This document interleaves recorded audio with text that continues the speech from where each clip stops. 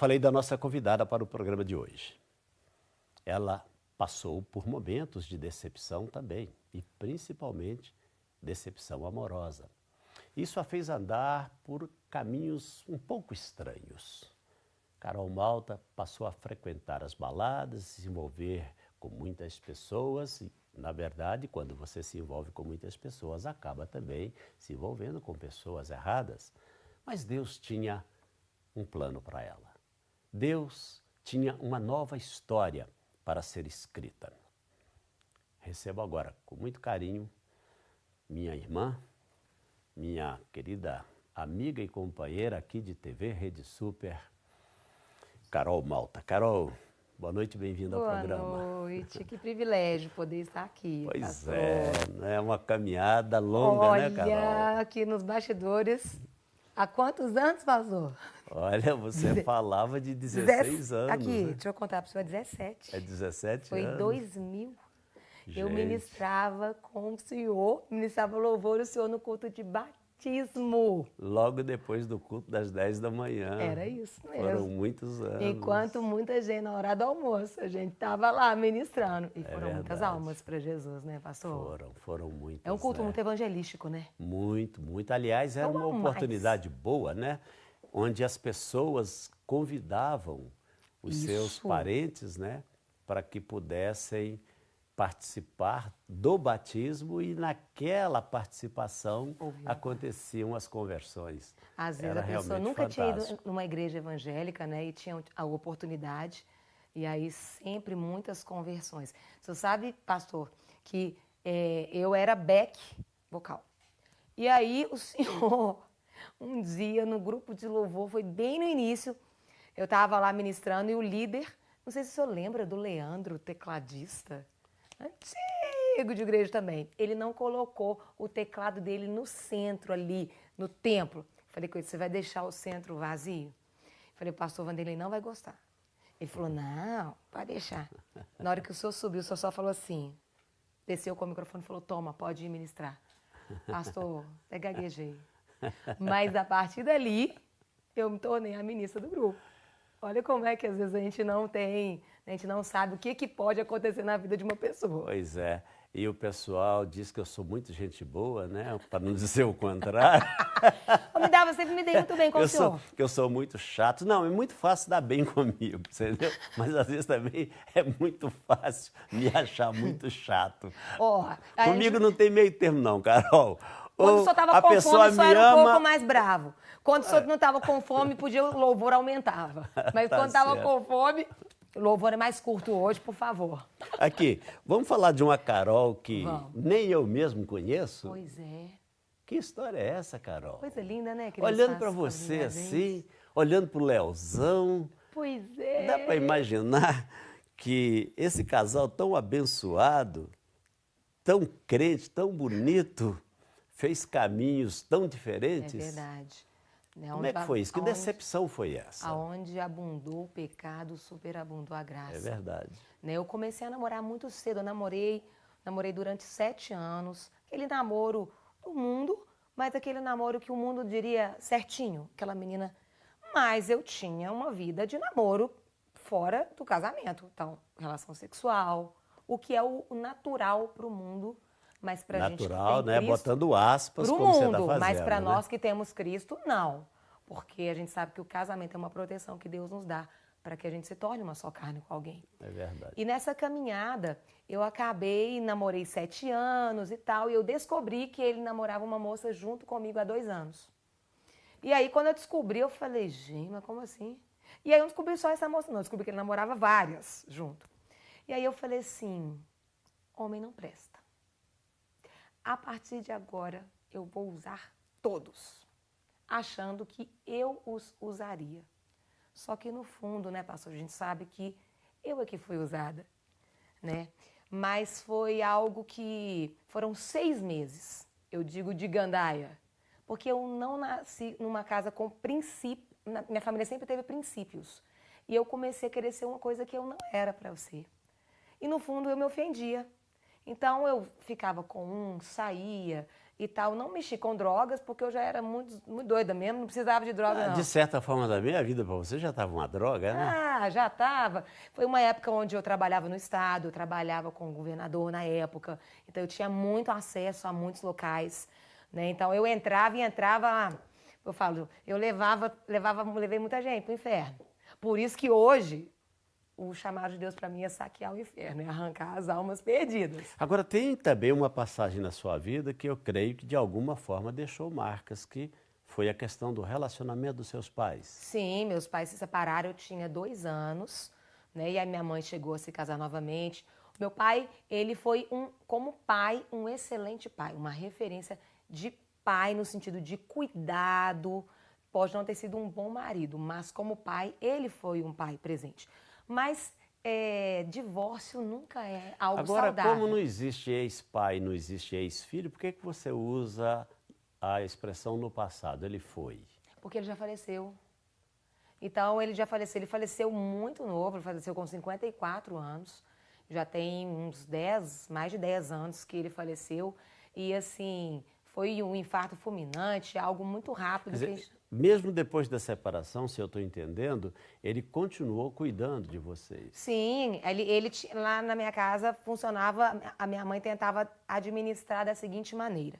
Eles não eram mais, já estavam separados, a minha mãe havia casado novamente, mas ele tinha livre acesso à minha casa. Porque a minha mãe sempre falou assim, elas são suas filhas e elas não tem que ter horário para você pegá-las. Você pode vir e buscá-las, você pode entrar. E era uma coisa assim até engraçada, mas ela conseguiu lidar bem com isso.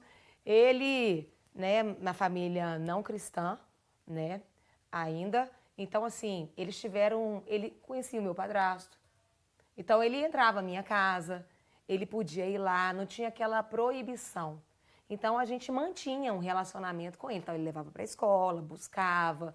Então, nós tínhamos essa afinidade e continuamos a ter esse relacionamento. Mas, né, pastor, todo divórcio, ele traz dor, né? Eu imagino. Então, assim, antes de conhecer a Cristo, eu falava assim, não quero casar, não. Depois que eu conheci a Cristo, porque eu falava assim, casamento, Porque a sua referência de casamento sim, estava dentro da sua casa. E aí depois veio a traição, falei, homem, não, de jeito nenhum. Aí você disse que as coisas mudaram a partir do momento Foram em que você 6 se meses, converteu. 6 meses de quebradeira total. Saía de segunda a segunda. E aí eu tive um dia que eu tive uma angústia muito grande. Foi um vazio, que eu nunca tinha sentido um vazio daquele. E aí eu lembro de estar deitada assim no sofá e parando, pensando, eu falei, por que eu estou infeliz? Eu tenho uma família maravilhosa, eu tenho um bom emprego, eu tinha começado a fazer direito na época. Eu falei, até que eu não sou feinha, né? Sou uma menina perfeita. O que está faltando para eu ser feliz? E aí eu ouvi uma voz. Você é superficial. Você só preocupa com o seu externo. Você precisa de cuidar da sua alma. Eu falei, que voz é essa, né? E eu morava perto de Lagoinha. Eu trabalhava na época com o secretário adjunto, você lembra? Weber Americano? Sim, eu me lembro de você na Secretaria de Segurança. Isso aí, trabalhei com ele muitos anos. E trabalhando com ele, então eu já ouvia falar muito de Lagoinha. Né? Então ele era um testemunho. Quer dizer que na época que eu te conheci trabalhando com o Weber na Secretaria de Segurança, você não tinha se convertido ainda ou estava recém-convertida? Recém-convertida. Estava por aí. Foram 6 meses que eu trabalhei lá sem ser convertida. Mas eu já trabalhava com ele antes. Antes, na época, né, na entrada do governo novo e tudo, ele já havia me conhecido. Eu não era cristã. Né? E eu falo que ele cuidava de mim. Ele me protegia. E ele via que eu era uma moça tranquila, mas ele me pegou na fase que eu fiquei os 6 meses também no mundo. E ele orava muito por mim. E nessa caminhada, pastor, eu tive esse dia de tristeza. E eu ouvi falar de Lagoinha e falei, eu vou nessa igreja. Vou lá para ver como é que é. E eu lembro que não tinha culto. Era a gravação do Diante do Trono, Águas Purificadoras. Mas eu descobri que domingo tinha um tal de pastor Márcio Valadão que era uma bênção. E eu fui de manhã ao culto. Na hora do apelo, eu tive muita vontade de levantar a mão, mas eu falei, Carolina, se você levantar a mão é para ser crente. E aí eu não fui na emoção. Fui para casa, Minha mãe, eu sou de São João del Rei, minha mãe sabia que eu ia à igreja. E quando eu saía, ela falava, meu sonho é ver minha filha indo com a Bíblia debaixo do braço para a igreja com o marido dela. Ela sempre profetizou isso. E quando ela chegou de São Mesmo João... não sendo evangélica. Mesmo não sendo evangélica. E aí, quando ela chegou de São João, eu falei, mãe, eu fui na igreja dos crentes, mãe. E aí eu falei, mãe, aí eu começava a chorar. Eles cantam uma música linda, que é uma família sem qualquer falsidade. Eu cantava para ela. E eu chorava. E aí eu cantei para minha irmã também, contando. A minha irmã viu que era um choro de alegria. A minha mãe, ela assustou. Ela falou assim, eu nunca vi essa menina chorando, nem quando ela terminou o namoro, nunca vi. Aí ela falou assim, será que fizeram uma lavagem cerebral na cabeça dela? Falou, vamos voltar lá nessa igreja hoje. Aí no domingo, nós voltamos pela segunda vez no culto. Estávamos no último andar, a igreja repleta, estava começando confra jovem. Meu marido estava lá na frente, né? Ele liderava a mocidade. E aí, na hora do apelo, a minha mãe, e a presença de Deus era muito real naquele lugar. E aí, na hora do apelo, minha mãe me cutucou, você não vai lá na frente, não. Ela não levantou a mão dela, não. Mas ela perguntou se eu não ia levantar a minha. Eu falei, mãe, se for para ser crente, é para ser de verdade. E naquele mesmo dia, eu não levantei. Mas, pastor, eu creio que no primeiro impacto, o Espírito Santo já começou a habitar em mim. Mas eles falaram que começaria o Confra Jovem na segunda. Eu fui domingo, 2 vezes no culto, na segunda. Eu me converti na segunda. Meu esposo me viu me convertendo, ele lembra até da roupa que eu tava. Eu me converti na segunda, no sábado eu já fiz minha primeira lição de batismo, o Léo me deu minha primeira lição de batismo, anotou meu nome, telefone para observar. No domingo eu fiz minha primeira lição de pré-encontro, falei, já que eu converti mesmo, então deixa eu mergulhar. Em um mês eu fiz tudo, eu batizei, eu fui para o encontro, a minha conversão realmente foi muito radical, no sentido de mudança completa. A paz que eu sentia, eu nunca tinha sentido aquilo. Então, eu sabia que valia a pena abrir mão de qualquer coisa para sentir aquela paz que só Jesus pode trazer para a gente. E que você sente há quantos anos? Há 17 anos, e vou te falar, hoje eu sou muito mais apaixonada com Jesus do que antes. Quem fala o primeiro amor, eu falo que é isso, filho. Meu amor de hoje é muito maior do que o de 17 anos atrás, porque à medida que a gente vai conhecendo, né, esse Deus maravilhoso, a gente vai se apaixonando mais ainda, né? Agora, do tempo da sua conversão, naturalmente que com o Leozão, que a gente fala o Leozão, né? Porque é tanta intimidade, né? Mas é verdade mesmo. Com o Leozão te acompanhando. Sim. Dali da conversão até o casamento levou quanto tempo? O Leozão foram 1 ano e 6 meses. Ele me viu nesse processo. O Léo orava há 16 anos pela esposa dele. E ele não ia abrir mão por causa de uma lourinha do olho verde. Apesar de ser o que ele orava, pastor. Ele orava que ele queria casar com uma mulher loura natural de olho verde. Falei, gente. Chato ele, enjoado, né? vai. Enjoado. E aí, nesse processo, né, a gente caminhou... Aliás, eu tô sentindo falta dele aqui, viu, pois Carol? Não sei por que não chamaram pastor. ele. Ai, nem que só... Vou olhar pra foto do Leozão para não sentir tanta saudade. Mas nesse processo, realmente a mudança na minha vida foi muito grande. E eu contava tudo para ele era meu pastor. Então eu contava, ele sabia tudo, todos os podres e todas as mudanças também. E aí nós começamos a fazer, quando ele me pediu para fazer a corte, foi um susto que eu tomei, porque eu vi uma distância muito grande entre pastor e nova convertida, porque eu era nova convertida. Porém, como eu disse, a minha conversão foi muito rápida e os frutos foram muito rápidos. E depois também, né, para as pessoas que não sabem, fazer a corte é muito diferente do estilo de namoro que você já tinha experimentado. Né? Eu namorei 7 anos com um namoro que não está nos padrões da palavra de Deus, com sexo, com essas coisas. Passei pela fase daquilo que não está nos padrões de Deus, que é ficar, sair com um, sair com outro. Mas aí quando fala em corte... eu conheci um Jesus, passou o meu sonho era casar virgem. Aí eu falava, mas não tem jeito. Mas eu descobri que quando eu conheci a Cristo, eu nascia de novo. Eu falei, gente, a minha oportunidade. E aí, quando o Léo me pediu para namorar, nós fizemos um voto, nós dois. Porque nós queríamos ter convicção daquilo que Deus tinha pra gente. Ele orou há 16 anos pela esposa dele e eu não queria brincar, né? Eu vim de uma família de pais separados e eu não queria isso pra minha vida. Então, nós namoramos 1 ano e 3 meses, nós demos nosso primeiro beijo no altar. Um voto nosso. Um adulto Quer dizer, e uma adulta. A corte Isso. na essência da palavra, Isso. né? Era assim, eu falo que o que, para mim, eu vejo como um relacionamento em santificação é o seguinte: cada vez que eu saía de encontrar com o Léo, eu estava mais apaixonada por Jesus. Porque às vezes as pessoas restringem a santificação por não ter sexo. Não. Quando eu olhava para o Léo, era como Jesus olhando para ele. Quando o Léo tocava na minha mão, era como Jesus tocando. Então, a gente não tinha esse tipo de problema. Então, era um namoro com base, né, nos princípios do Senhor. Vamos falar um pouquinho do seu programa aqui na TV também, para a gente completar essa história, para a gente fechar essa história. E o programa aqui na Rede Super? Uma grande bênção, um grande desafio. Eu sou advogada, o senhor sabe. Eu estava estudando para ser juíza e Deus me mandou abrir mão de tudo para levar a palavra. E quando Deus me mandou fazer isso, eu recebi o convite para estar, né, aqui pregando. Eu falei: Deus, eu não sou apresentadora. Ele falou: mas você não vai apresentar, você vai pregar. Então você vai pregar com seus sorrisos, vai pregar com as suas vestes, vai pregar com a palavra, porque a palavra vai muito além de somente abrir a Bíblia e pregar, você vai viver. E esse desafio foi dado e eu abri mão de tudo para estar levando a palavra. Então eu viajo pregando a palavra, o senhor vê, né, final de semana sempre estou viajando, temos a Lagoinha Castelo, onde eu e o pastor Leozão lideramos, e tenho tido a oportunidade de estar ministrando a palavra de Deus no De Tudo Um Pouco, de várias maneiras, porque a gente cuida lá do corpo, da alma e do espírito no programa. E tem sido realmente algo que Deus nos surpreende a cada dia, porque ele é um programa diário e ao vivo, e um tempinho até bastante. 1h45 de programa, né?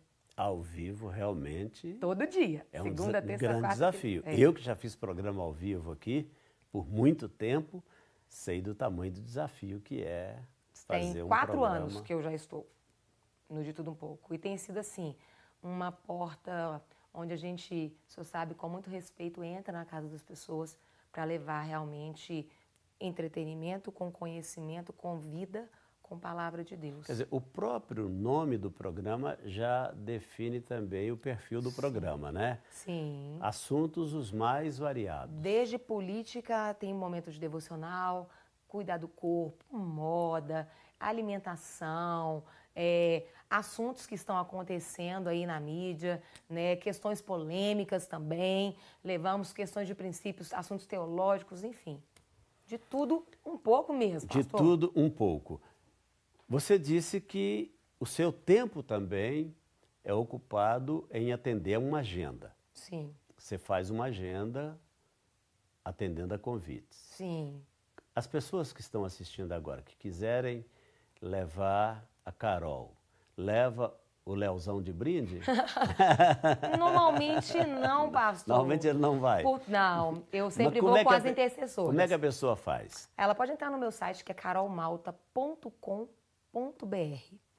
Ou ali você entra em todas as minhas redes sociais. Ou então, Carol Malta Oficial, Instagram, fanpage, YouTube. E aí é só lá, tem um WhatsApp, mandar, vai ser um privilégio poder ir. E assim, pastora, onde tem uma pessoa querendo ouvir do Senhor? Eis-me aqui. Né? Eu estava na Europa agora há pouco tempo, mas eu vivo em Cuiabá, vivo em Rondônia, onde quer que seja. Às vezes são 15 horas de viagem, né? Mas eu tenho realmente tido esse privilégio de poder ver vidas salvas e participar dessa grande obra do Senhor, mesmo diante de tantas imperfeições. E cumprindo o grande, não sei se mandamento, né? Mas o grande pedido, ou a grande ordem de Jesus. Sim. O ide pregai, não é isso? Isso mesmo.